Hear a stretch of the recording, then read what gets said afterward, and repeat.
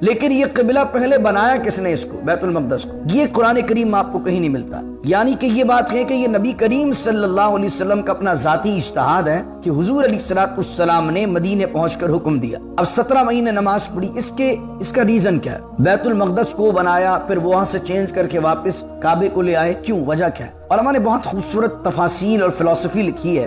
کہتے ہیں کہ ایک تو ہوتا ظاہری عمل دین کے اندر، سجدہ کر رہے ہیں آپ، فزیکل عبادت ہے، حج کر رہے ہیں، صفا مروہ کی صحیح کر رہے ہیں، یہ سب ہے ظاہر۔ ان سب کے پیچھے فلسفی کیا ہے؟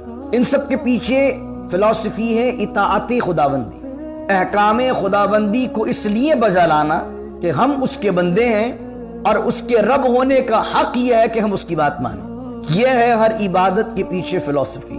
ہمارے ہاں کیا ہے؟ ہم عبادت کرتے ہیں فزیکل جسٹ، اور عبادت کرتے ہوئے ذہن میں یہ تصور ہم مستحضر ہمیشہ نہیں رکھ پاتے کہ ہم یہ کیوں کر رہے ہیں، اس لیے کہ